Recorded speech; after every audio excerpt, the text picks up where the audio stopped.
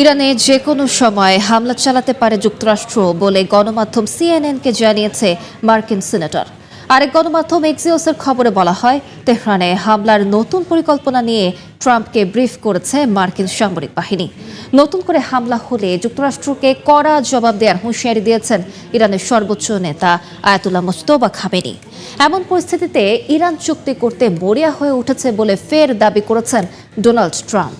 একদিকে মধ্যপ্রাচ্যে চলমান উত্তেজনা থামার কোনো লক্ষণ নেই, অন্যদিকে যুক্তরাষ্ট্র এবং ইরানের মধ্যে ভঙ্গুর যুদ্ধবিরতির মধ্যেই নতুন করে সামরিক প্রস্তুতির খবর সামনে আসছে। এবার আলোচনায় এসেছে যুক্তরাষ্ট্রের অত্যাধুনিক ডার্ক ইগল হাইপারসনিক মিসাইল। বিশেষজ্ঞরা বলছেন, এ ধরনের ক্ষেপণাস্ত্রের ব্যবহার শুধু ইরান নয়, পুরো অঞ্চলের নিরাপত্তা ভারসাম্য বদলে দিতে পারে। ইরান যুদ্ধ নিয়ে মার্কিন সমরমন্ত্রী পিট হেগসেথকে সন্দেহ করছেন ভাইস প্রেসিডেন্ট জেডি ভ্যান্স। তার ধারণা, যুদ্ধ সম্পর্কে প্রেসিডেন্ট ডোনাল্ড ট্রাম্পকে সঠিক তথ্য দিচ্ছে না পেন্টাগন। মার্কিন সংবাদ মাধ্যম দ্য আটলান্টিকের এক প্রতিবেদনে উঠে এসেছে এমন তথ্য। ট্রাম্প প্রশাসনের রুদ্ধদ্বার বৈঠকের কৌশলগত পরিকল্পনা নিয়েও প্রশ্ন তুলেছেন ভ্যান্স। মার্কিন নৌবাহিনীকে জলদস্যুর সঙ্গে তুলনা করেছেন খোদ যুক্তরাষ্ট্রের প্রেসিডেন্ট ডোনাল্ড ট্রাম্প। ইরানের নৌ অবরোধে একটি জাহাজ জব্দে মার্কিন অভিযানের বর্ণনা দিতে গিয়ে তিনি এমন মন্তব্য করেন। চলমান উত্তেজনার মধ্যে ট্রাম্পের এমন মন্তব্যকে উদ্বেগজনক হিসেবে দেখছেন আন্তর্জাতিক সামুদ্রিক আইন বিশেষজ্ঞরা। হরমুজ প্রণালীতে মার্কিন অবরোধ আর যুদ্ধের টান উত্তেজনায় চরম বিপাকে ইরান। উপসাগরীয় অঞ্চলের ওপর নির্ভরতা কমিয়ে তেহরান এখন তাকিয়ে আছে উত্তরে মস্কোর দিকে। প্রশ্ন উঠছে, কাস্পিয়ান সাগর আর রেল নেটওয়ার্ক কি পারবে ইরানের বিপর্যস্ত অর্থনীতির লাইফলাইন হতে, নাকি খোদ রাশিয়ার সীমাবদ্ধতা এই সম্পর্কে বাধার দেয়াল হয়ে দাঁড়াবে? মধ্যপ্রাচ্যের যুদ্ধ পরিস্থিতি যখন বৈশ্বিক শক্তিগুলোর মনোযোগ ধরে রেখেছে, তখনই ক্ষেপণাস্ত্রের পরীক্ষা বাড়িয়েছে উত্তর কোরিয়া। আলোচনায় উঠে এসেছে ছোট আকৃতির পারমাণবিক ওয়্যারহেড বহরও একসঙ্গে বহু ক্ষেপণাস্ত্র ছুড়ে প্রতিরক্ষা ব্যবস্থা ভেঙে দেওয়ার কৌশল। বিশ্লেষকরা বলছেন, আন্তর্জাতিক নিয়মনীতি দুর্বল হয়ে পড়ায় এই সময়টাকেই কৌশলগতভাবে ব্যবহার করছে পিয়ংইয়ং।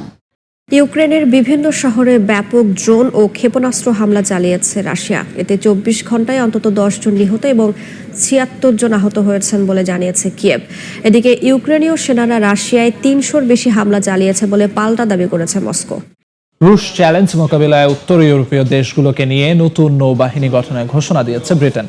ব্রিটিশ জেনারেলের বরাত দিয়ে গণমাধ্যম আরটি জানায়, 10টি দেশের সমন্বয়ে গঠিত এই জোট 2029 সালের মধ্যে পূর্ণ সক্ষমতা অর্জন করবে। তবে মস্কোর দাবি, পশ্চিমা রাজনীতিবিদরা অভ্যন্তরীণ সংকট আড়াল করতেই এমন উত্তেজনা ছড়াচ্ছেন।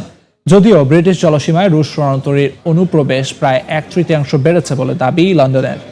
যুক্তরাষ্ট্র ইউরোপ সম্পর্কে নতুন টানাপোড়েন। জার্মানি থেকে অন্তত 5,000 মার্কিন সেনা প্রত্যাহারের কথা জানিয়েছেন মার্কিন প্রেসিডেন্ট ডোনাল্ড ট্রাম্প। একে ইউরোপের নিরাপত্তা কাঠামোয় বড় ধাক্কা হিসেবে দেখছেন বিশ্লেষকরা। বিভিন্ন দেশ প্রতিরক্ষা ব্যয় বাড়ালেও ক্ষেপণাস্ত্র প্রতিরক্ষা ব্যবস্থায় ইউরোপ এখনও অনেক পিছিয়ে বলে মত তাদের। তাইওয়ান প্রণালী ঘিরে আবারও উত্তেজনা বাড়ছে। একদিনে প্রায় 30টি চীনা যুদ্ধবিমান ও একাধিক যুদ্ধ জাহাজের উপস্থিতি শনাক্ত করা হয়েছে বলে দাবি তাইপের। একই সময়ে তাইওয়ানের কাছে ফিলিপিন্সে যৌথ সামরিক মহড়া শুরু করেছে ওয়াশিংটন ও ম্যানিলা। পাল্টাপাল্টি এ ধরনের পদক্ষেপে এশিয়া প্রশান্ত মহাসাগরীয় অঞ্চলে শক্তির লড়াই আরও তীব্র হওয়ার ইঙ্গিত দিচ্ছে বলে মনে করেন বিশ্লেষকরা। বিশ্বজুড়ে এখন অস্ত্রের ঝনঝনানি, যুদ্ধ, উত্তেজনা আর ভূরাজনৈতিক প্রতিযোগিতার মাঝে দেশে দেশে সামরিক ব্যয় পৌঁছেছে ইতিহাসের সর্বোচ্চ চূড়ায়। স্টকহোম ইন্টারন্যাশনাল পিস রিসার্চ ইনস্টিটিউটের সর্বশেষ প্রতিবেদন বলছে, 2025 সালে বিশ্বের দেশগুলো সামরিক খাতে ঢেলেছে $2.88 ট্রিলিয়ন। শীর্ষে যুক্তরাষ্ট্র, পেছনে চীন, রাশিয়া। ইউরোপ থেকে মধ্যপ্রাচ্য, কোথাও থামছে না অস্ত্র কেনার প্রতিযোগিতা। লেবাননে ইসরায়েলি হামলায় বেড়েই চলেছে লাশের মিছিল। গত মার্চ থেকে শুরু হওয়া রক্তক্ষয়ী এই সংঘাত ও বিমান হামলায় এখন পর্যন্ত নিহতের সংখ্যা 2,500 ছাড়িয়েছে। যুদ্ধবিরতি চললেও দেশটির দক্ষিণাঞ্চলে অভিযান অব্যাহত রাখার ঘোষণা দিয়েছে ইসরায়েলি সামরিক বাহিনী। নেতানিয়াহু বাহিনীর হামলার জেরে দেশটিতে বাস্তুচ্যুত মানুষের সংখ্যা 16 লাখ ছাড়িয়ে যাওয়ায় দেখা দিয়েছে চরম খাদ্য সংকট ও মানবিক বিপর্যয়।